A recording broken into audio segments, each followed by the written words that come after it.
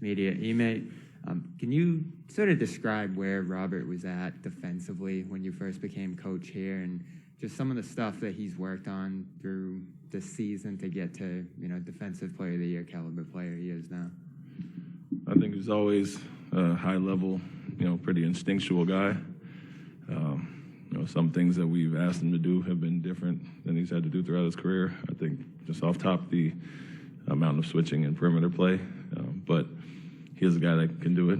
I've played against him in 2 playoff series in Philadelphia and Brooklyn and saw the impact he had on those series. And, a guy we wanted to keep out of a lot of actions. Obviously, the rim protection stands out, but his ability to move his feet on the perimeter and luxury of having him off the ball at times and allow Al to kind of be our normal 5 has benefited our team. So very multi-dimensional defender that has really good instincts, and I'd say the modern-day NBA center, a little undersized that can move his feet, guard on the perimeter, guard in the post, and obviously the rim protection is what he's always naturally done. So a huge luxury for us.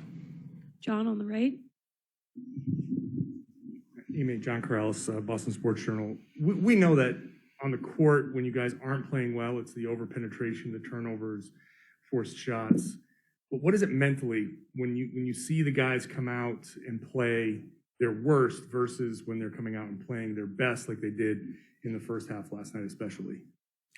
Yeah, it's you try to simplify it, and the main thing with us is, as I mentioned, having carryover from game to game and do the things that make us successful. And so to see us come out very purposeful and deliberate last night on how we were trying to attack them, getting to our spacing quicker, playing with pace quicker so they have to guard longer in the shot clock, those things all stand out. And, I think it was one of our best games overall as far as that, attacking the areas we really wanted to, mixing in on-ball, off-ball, and some of the things Golden State is going to do and try to take advantage of that. And have to do it again now. Is there anything in like early in the game that you can notice and say, we're in the wrong headspace tonight, that you can adjust now that you've seen how they've played in the first 3 games here? Yeah, I think a big part is the turnovers, and that's the key. And it's if we're going to keep it simple and make the right read and make the right play, because they've had some adjustments throughout the series so far, and a lot of it has had to do with switching matchups, but our quick recognition of that, of how they're guarding and who they're trying to take away. I think, the benefit of our team, as we talked about, we have multiple guys that can attack and kind of initiate offense or score for themselves. And so there are areas we could definitely attack. And my key is how we're moving the ball and keeping it simple, not over penetrating, looking for others. And it kind of has a domino effect from there. And if we're going to have a night where we're going to somewhat struggle or be on point like we were last night. Next question on the left. Hi, Coach. Esteban Bustillos, GBH News. How are you? I just wanted to ask, so I've been talking to members of the local Nigerian community here in Boston, and there's a lot of excitement for what you've done, what you've accomplished with Celtics. First, I just wanted to ask, have you seen and heard any of that excitement? And second, for you personally, have you had any time to reflect on what it means to represent Nigerians on this stage as a coach in the NBA Finals? First, your first question, I have heard and haven't been out and about and done a whole lot to see, but through other people, I'm not a social media person, but my family and others let me know, obviously, and not just here in the community, but overall, whether it's NBBF, Nigerian Basketball Federation sites, and some of the things since I was a player there, they're obviously quite proud. And I heard I've been argued over what tribe my father's from, and they're trying to claim on where I came from and all that. But for me, it's a source of pride. And anytime there's some firsts we talked about, it's a big thing. And so coming up through the Nigerian program as a player, when although being born in America, it's a source of pride for me, my father, and playing with the federation. So my sister started that, and I kind of got into it with the World Championships and the African Championships. So I'm deeply rooted in that and love my time there. So it's a source of pride for me for sure. Question in the middle. Daniel Bell, BS. So 52 points in the paint last night, 24 in Game 3 and 34 in Game 4. Was it more of a concerted effort to get points there and use your athleticism, or was it just the way they were playing you guys, or was it a mixture of both? Mixture. We talked about game one. Some of the things we did well and the penetrating kick that got us the threes, obviously in the fourth quarter there. And then the lack of recognition and missing some outlets in game two. And so that kind of hurt us.